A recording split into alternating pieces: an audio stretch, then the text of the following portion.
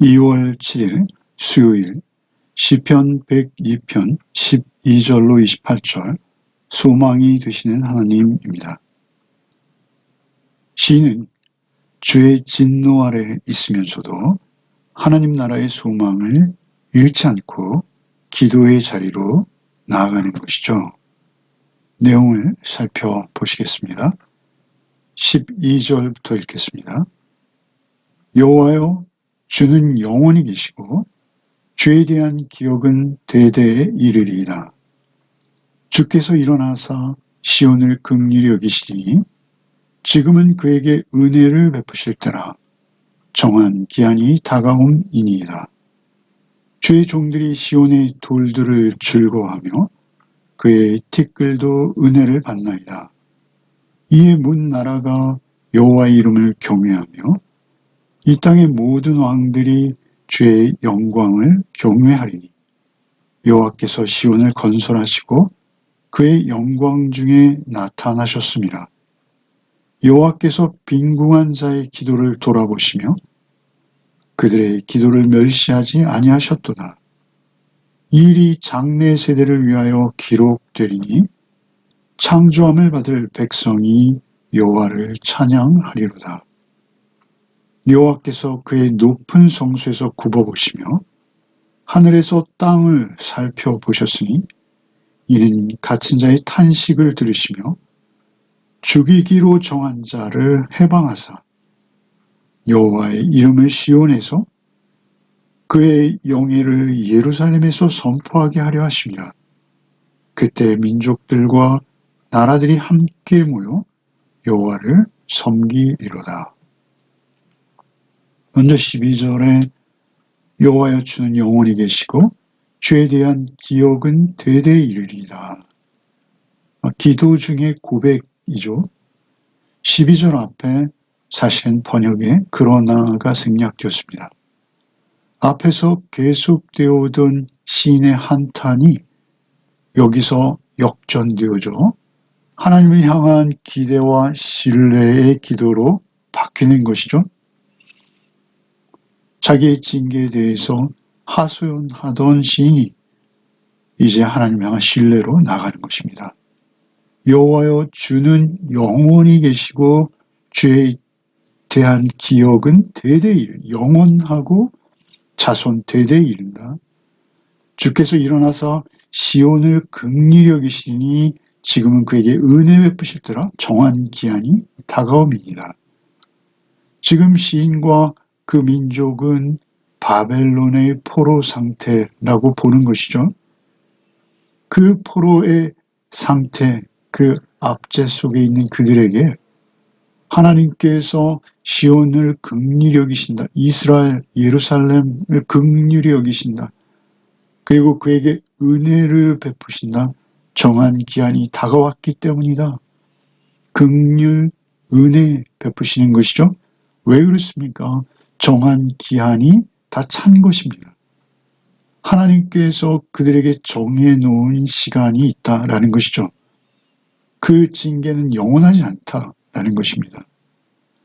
우리가 앞으로 묵상할 마가복음 1장 15절은 때가 찼고 하나님의 나라가 가까웠으니 회개하고 복음을 믿으라. 때가 찼다라고 주님께서 이 땅에 오셨을 때 처음 말씀하시는 일성입니다.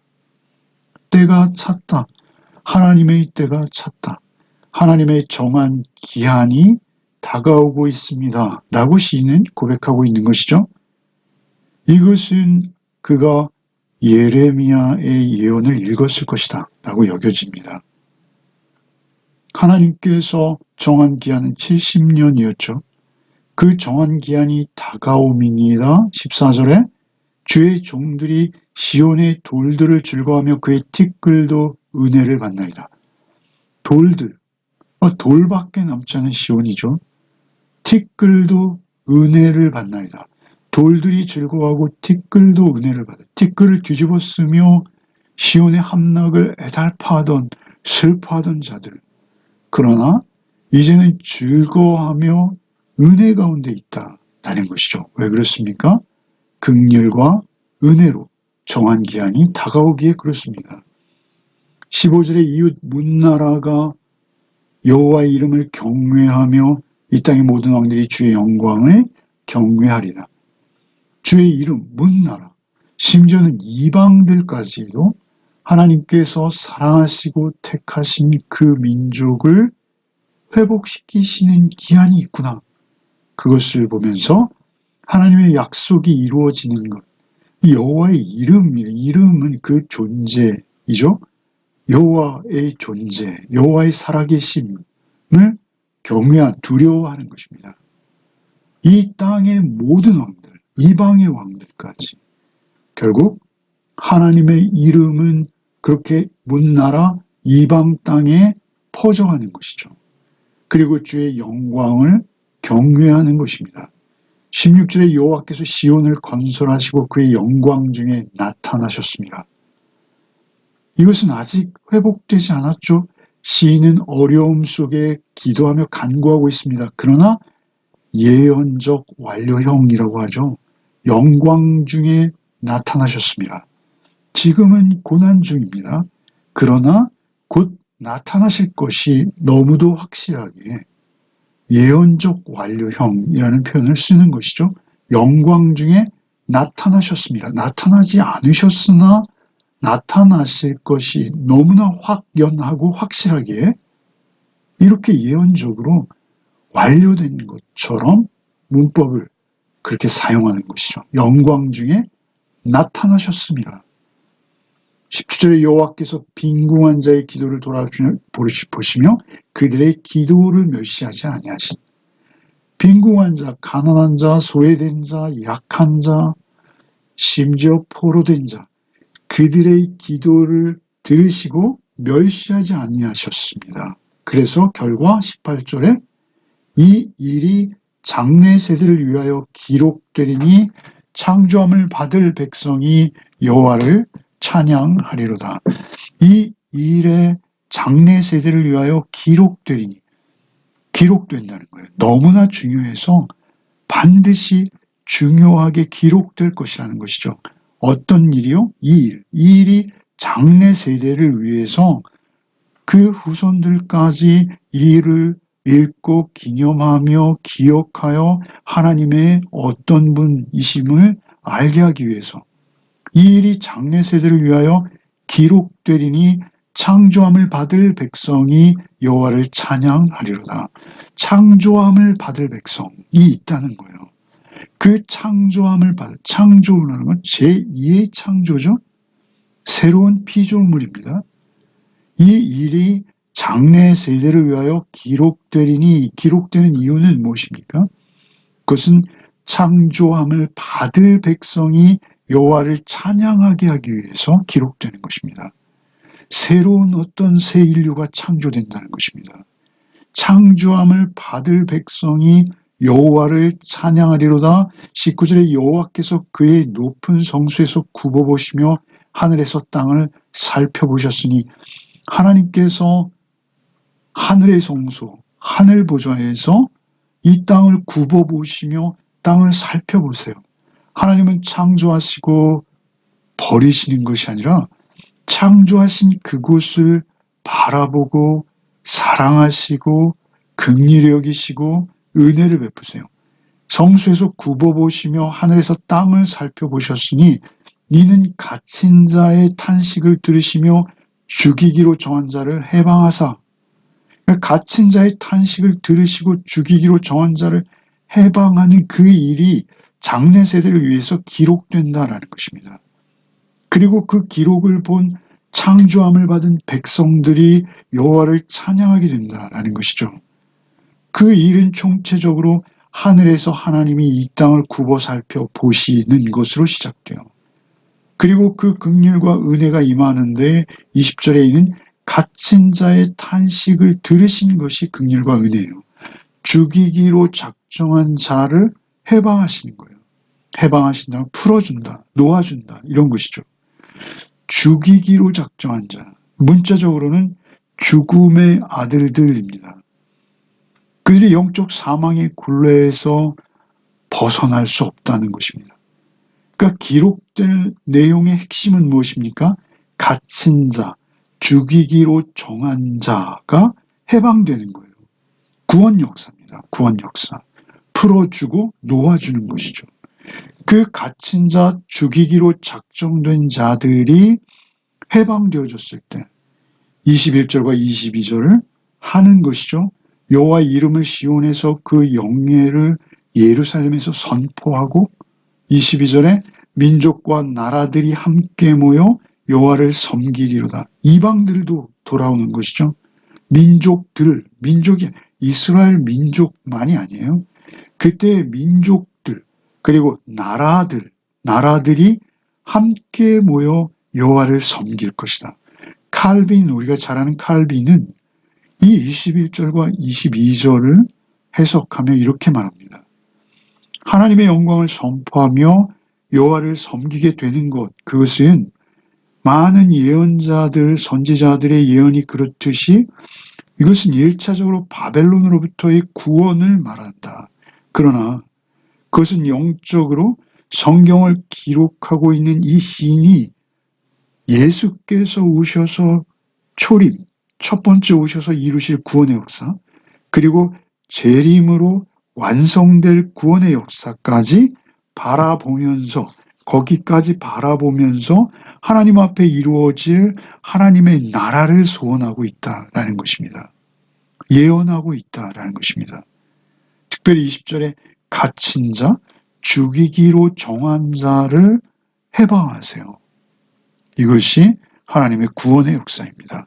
그 구원의 역사가 바벨론 포로로부터 돌아오는 그 일을 통해서 또 예고되어지고 예표되어진다라는 것이죠.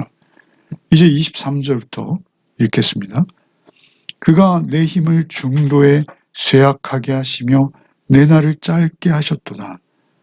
나의 말이 나의 하나님이여 나의 중년의 날을 데려가지 마옵소서. 주의 연대는 대대에 무궁하니이다. 주께서 옛적에 땅에 기초를 넣으셨사오니 하늘도 주의 손으로 지으신 바니이다.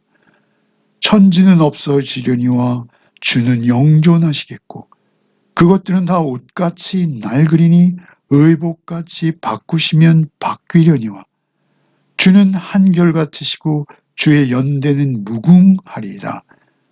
주의 종들의 자손은 항상 안전히 거주하고 그의 후손은 주의 앞에 굳게 서리이다 하였도다. 22, 23절에 시인은 자신을 중도에 쇠약하게 하셨다. 내 날이 짧아졌다. 24절에 나의 말이 나의 하나님이여 나의 중년의 날을 데려가지 마옵소서. 주의 연대는 무궁하니이다. 이렇게 호소하고 있죠. 사실 이것은 우리가 얼핏 읽으면 어떤 시인이 삶의 집착으로 생애의 단위 시간, 내가 몇 살까지 사느냐, 그 사는 시간을 늘려달라는 청원처럼 보입니다. 그러나 이것은 전후 문맥으로 볼 때 자신의 연약함, 근본적으로 자신의 죄인됨으로 인해서 자신의 한계를 절감하면서 고백하는 것입니다. 그리고 간구하는 것입니다. 고통은 죽음을 앞둔 것 같이 시인을 덮쳐오고 있습니다. 그럼에도 불구하고 주의 연수는 무궁하기에 주 안에서 나를 중년에 데려가지 마시고 회복을 통해서 하나님의 영광이 임하며 이 나라와 민족이 회복되어지는 것을 보고 싶어하는 간절함으로 우리는 이해해야 합니다. 그의 소망이라면 다만 그 회복의 징조라도 보기를 간절히 원하는 것이죠. 그저 자신의 삶의 시간을 연장해 주십시오라는 극히 개인적인 그런 소망만이 아니라 그에게 있어서 중요한 것은 하나님의 회복의 시간에 그것을 영적으로 더 확고하게 확실하게 바라보기 원하는 것이죠. 25절에 주께서 옛적에 땅에 기초를 놓으셨사오며 하늘도 주의 손으로 지으신 바니이다. 땅에 기초를 놓고 하늘도 주의 손으로 지으셨는데 26절에 천지는 없어지려니와 주는 영존하시겠고 그런데 말이죠. 그 천지, 땅과 하늘이 없어진다는 거예요. 그럼에도 없어져도 주는 영존하시겠고 이 지구가 멸망해도 주님은 영원히 계시다라는 것이죠. 주는 영존하시겠고 그것들은 다 옷같이 낡으리니 의복같이 바꾸시면 바꾸려니와 그것은 옷이나 의복같이 하나님께서 원하시면 천지도 바꿔버리신다라는 것이죠. 27절에 주는 한결같으시고 주의 연대는 무궁하리이다. 그러나 주의 성품, 주의 특성, 주의 주되심, 그 창조주께서는 언제나 한결같으시고 주의 연대는 끝이 없다. 28절에 주의 종들의 자손들은 항상 안전히 거주하고 그의 후손은 주의 앞에 굳게 서리이다. 지금 시인에게 더 큰 관심을 끄는 것은 무엇입니까? 그것은 자손과 후손이에요. 주의 종들의 자손은 항상 안전히 거주하고 그의 후손은 주 앞에 굳게 서리이다. 세상, 사실 없어질 천지, 옷과 의복같이 바꾸면 바뀌어버리는 그런 것이 아니라 주 앞에, 하나님, 여호와 앞에 굳게 서는 것, 그것이 가장 큰 최상의 복인데 자신의 자손과 후손들은 주 앞에 굳게 설 것이다 라는 것이죠. 우리가 지금까지 신명기를 묵상했죠. 신명기에서 주님 앞에 굳게 서는 것은 무엇입니까? 그건 신명기 11장 18절로 20절에 주의 말씀 앞에 굳게 서는 거예요. 쉐마죠, 쉐마. 너희는 나의 이 말을 너희 마음과 뜻에 두고 또 그것으로 너희 손목에 메어 기호를 삼고 너희 미간에 붙여 표를 삼으며 그것을 너희 자녀에게 가르치며 집에 앉았을 때든지 길을 행할 때든지 누웠을 때든지 일어날 때든지 이 말씀을 강론하고 또 내 집 문설주와 바깥문에 기록하나 여호와께서 너희 열조에게 주리라고 맹세하신 땅에서 너희의 날과 너희 자녀의 날이 많아서 하늘이 땅을 덮는 날의 장구함 같으리라. 하늘과 땅이 있는 동안은 너희가 너희의 자녀들의 날이 계속 이어져 갈 것이다. 어떻게요? 말씀을 삶의 제1로 삼을 때, 집에 앉았을 때, 행할 때, 누웠을 때, 일어날 때 말씀이 그들의 양식이 되어질 때 그들은 하늘과 땅이 있는 동안 하나님 앞에 굳게 선다는 것입니다. 그런데 이제 신약 시대에는 그 말씀이 어떻게 됐죠? 말씀이 육신이 되어 우리 가운데 거하심에 요한복음 1장 14절 우리가 그 영광을 보니 아버지의 독생자의 영광이요 은혜와 진리가 충만하더라. 이제 하나님의 아들 예수께서 말씀이 육신이 되어 우리 가운데 텐트를 치셨어요. 장막을 치셨어요. 그 안에 우리가 굳게 서는 것입니다. 사실 이것도 주는 영존하시고 이 천지가 옷과 같이 의복과 같이 바꾸면 바뀌려니와라는 말씀이 있지 않습니까? 이것도 결국 궁극적으로는 무엇입니까? 새 예루살렘. 계시록 21장과 22장에 등장하는 새 예루살렘까지 바라보는 것입니다. 그 새 예루살렘에서 완성되는 거예요. 주 앞에 굳게 서리이다.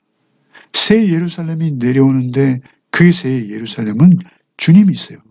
그 주님 앞에 굳게 서는 것이 우리의 영복이죠. 우리의 지복입니다.